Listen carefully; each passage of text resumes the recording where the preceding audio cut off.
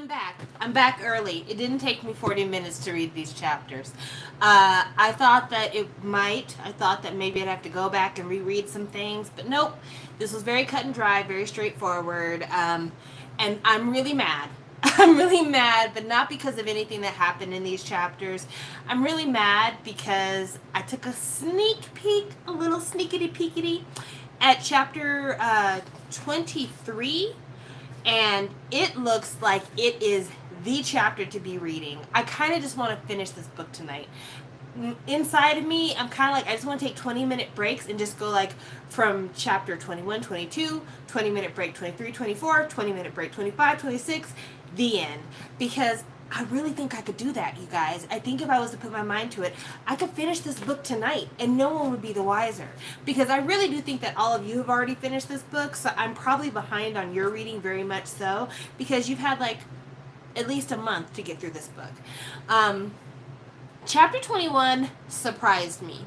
The very beginning of chapter 21, I'm like, the fuck is going on here? Because it just felt like a tonal shift, and I'm like, where, what, huh? But then after somebody else cut, I'm like, oh, okay, well that makes more sense. So the beginning of chapter 1, so what's the big deal about this place, Jason asks. Our faces are almost touching as we sit on the edge of Bethesda Fountain. Behind us, pigeons perch on the Angel of Water statue, watching us with a disturbing amount of interest. Well, I say, it's a beautiful historic landmark at Central Park. I wrap one of my arms around his shoulder and squeeze. Also, it's perfect for Instagram photos. You can even check your reflection in the water before you take a selfie. Say cheese. I whip out my phone and snap a picture of the two of us sitting at the fountain, holding up peace signs. Cut. I'm so glad that cut came through because I'm like, did y'all have a secret conversation that we're not privy to? Because this is just, again, it's a tonal switch. Apparently, they're filming some kind of promotional video while they're in New York. And I do want to ask, this promotional video, who exactly is it for? Because the video consists of Rachel having to change outfits for every scene, and they take Jason around what's supposed to be Rachel's favorite New York places. They take him to Central Park, some fancy French cafe, Times Square, shit like that. And I don't know. I don't understand what they could be possibly filming that for. Are they doing that for something for like a Jason travel log? Because at this point, Rachel's not a star. At one point, the director doesn't even refer to her by name. The director calls her the girl. And they make her change outfits while Jason gets to stay in the same outfit every single time. They just change out his sunglasses, freshen up his hair. So on one of the stops, they go to this French restaurant and they tell her, you order the onion soup. Jason, get whatever you want, honey. It's fine. So she is about to eat her onion soup, I guess. And they're like, cut, we got our footage. Let's go. And Rachel's like, can I finish my soup? We don't have time. Jason, honey, we'll back up your stuff. So, of course, they're really laying on the whole sexism thing very, very thick here. But it's not just sexism. It is also the fact that Jason is a legitimate star, and Rachel is not. So there you go. So that happens. And then after that, they're in Central Park, and she is wearing leather pants and stiletto heels while they're filming this one scene. And she looks over because she smells like doner kebab, and she smells it, and she's like, oh, memories, and starts to faint, and Jason catches her. And the people who are filming don't even take this as any real thing, and Jason has to all of a sudden tell them, hey guys, this is a problem. So I'm going to read it because it's really quick.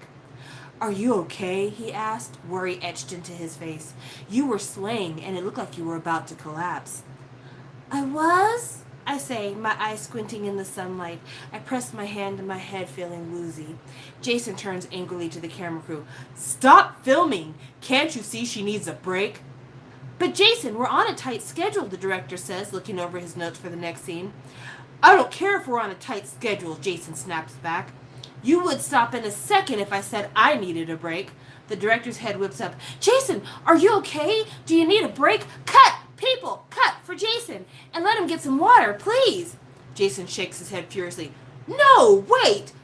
This is exactly what I'm talking about. The star of your video almost collapsed from lack of food and water, and you're more concerned about me? Because you're Jason Lee. You're DP's biggest star. Ding, ding, ding. You know what? Jason says, cutting him off. You're right. I am Jason Lee, and I've decided that we're taking a break for the rest of the day. Come on, let's go get lunch. So here comes Captain Save-A-Ho again, ready to save somebody from their starvation, their wooziness, whatever the fuck else. I almost wish he had let Rachel faint. I kind of wish he had let Rachel faint, because if she had fainted, then the director might have gotten in trouble for, like, not taking care of the star or something. But anyway, they sneak off to go have fun. But the thing is, at every place that they went to while they were in New York, fans were following them around. So how does it look when fans probably caught footage of him catching Rachel, caught footage of them stomping away from the video set, and caught footage of them hopping into the Uber?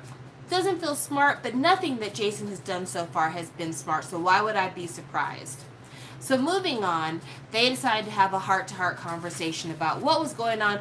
Madam, what was going on with Jason? You're loud. Sorry, you're being...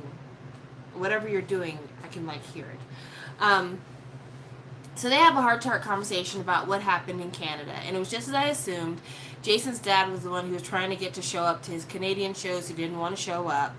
And then he talks about kind of what was going on with him and his mom and the situation and the reason why his dad is not really a part of his life. And based on this conversation, if I was Jason, I wouldn't want to have shit to do with my dad either. So it starts like this. Growing up, it was always like me and my mom versus my dad. It wasn't on purpose or anything. My mom and I just both loved music, and especially K-pop. She used to sing me old Chung Yuna songs when she tucked me in at night. It felt like something that was just ours. He gives me a sad smile. My dad hated it, though. He didn't want her speaking Korean to me at home or making Korean food. He was always saying she should just assimilate to Toronto life since she immigrated as a teenager. He didn't understand why it was so important for her, to us, to stay connected to it. After she died, we both kind of fell apart. I wanted to keep her memory alive, so I'd sing the songs she taught me. But every time he heard me play any Korean music, he'd flip out. It was scary how mad he could get about a song, just a simple Korean song. My emos, they still all lived in Brantwood, where my mom grew up. I would call them crying every time Dad and I got in another fight, and it started happening so much that eventually they sued him for custody. They've always told me Dad fought hard to keep me, but I found out the truth right before I moved to Seoul. The three of them sold off some of their family holdings and offered my dad this big cash settlement, and he took it. No questions asked. That was that. I moved to Brantwood and took my mom's last name. Things with my dad have been complicated ever since. I thought I'd try to see him this trip, but he said he couldn't get the time off work. Yo. I don't understand why the dad was so insistent that the mom quit speaking Korean when she came to Canada as a teenager. She didn't come to Canada as a baby. She came to Canada as a teenager, which means her whole kind of identity was formulated while she was in Korea. She probably feels more comfortable speaking Korean. Like, there's just a lot here. Let's just assume that Jason's parents met when they were in their late 20s. I'm going to give them that much, late 20s.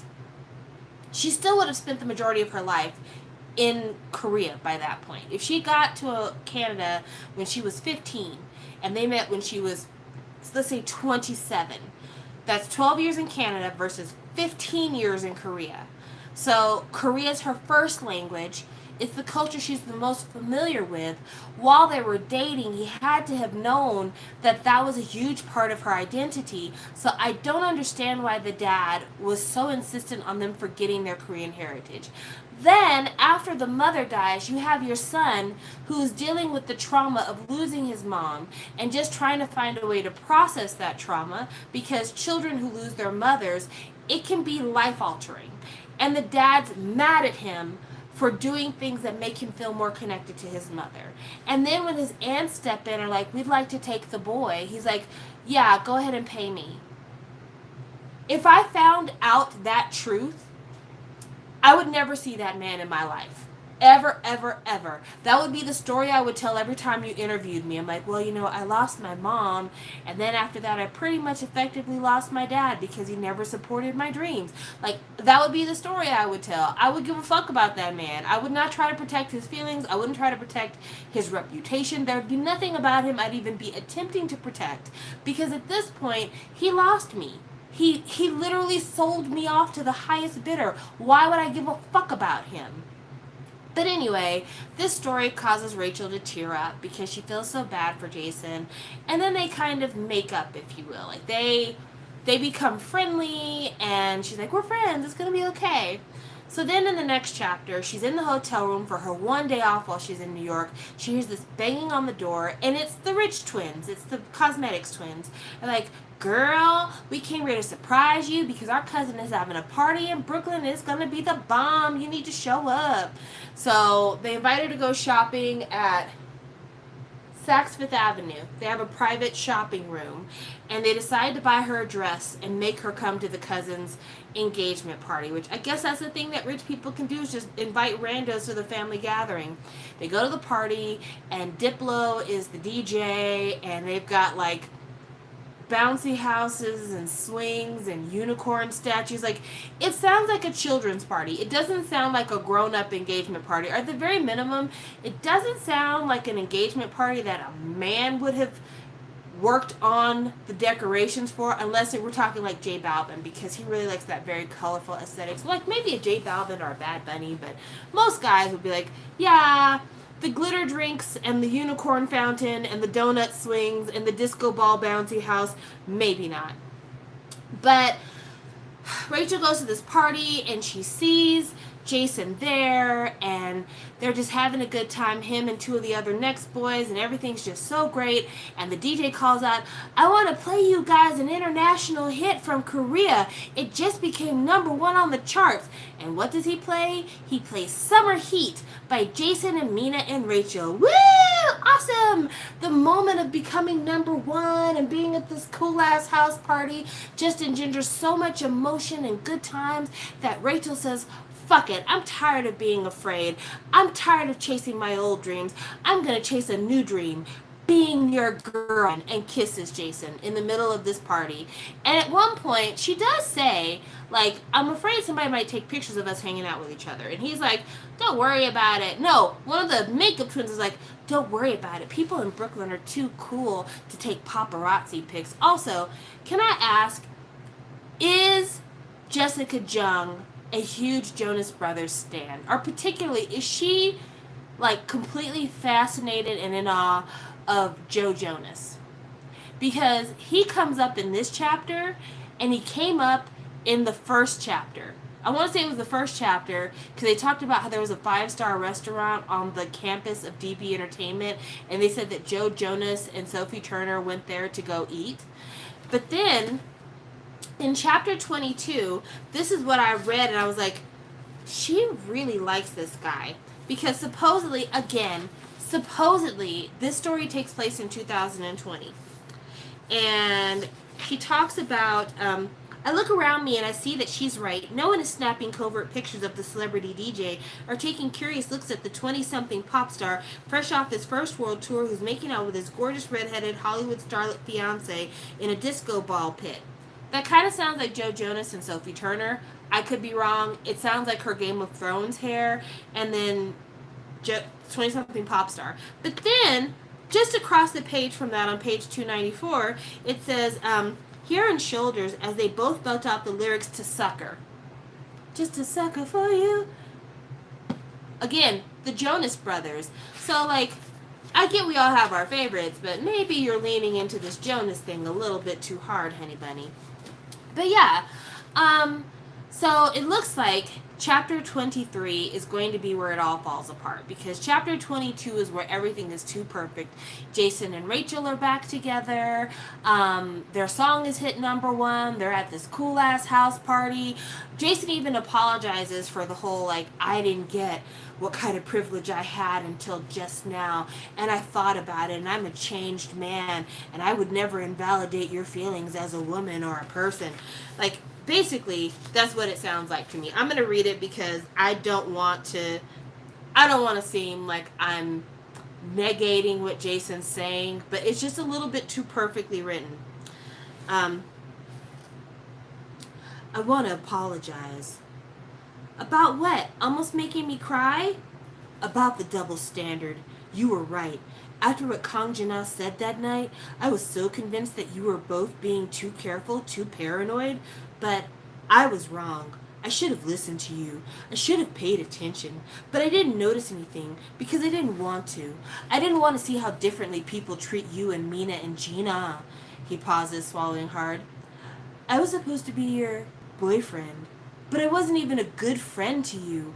I didn't see what's been going on right in front of me for years, and that makes me just as bad as the execs, the fans, everyone. But I want you to know that I see it, and I'm here for you, no matter what.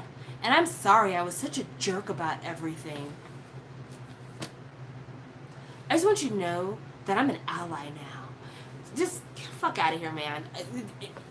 There's too much out there. When did you come to this bright conclusion? Because you were still being an asshole on the plane on the way to Canada. You were still being an asshole at the hotel on the way to Brentwood. And y'all went from Brentwood to New York in this same tour. It could not have been more than 2 days. So you're telling me in the 2 days from Brentwood to New York, all of a sudden you have this world-changing revelation and you realize you were wrong this whole time? I'm sorry. Do my eyes look like I don't believe him? Because I really don't believe him. But yeah, that's my take on chapters 21 and 22. I really, really want to read 23 and 24, guys. Let me know. Should I read 23 and 24 and just knock that out tonight? Like, I'm on track to where if I really just put my mind to it, I could probably bust this thing out 20 minutes, and have this whole book done tonight. So if you think I should do that, let me know on the live chat because I'm down for it. You just got to give me the high sign because at this point, I want it to be over.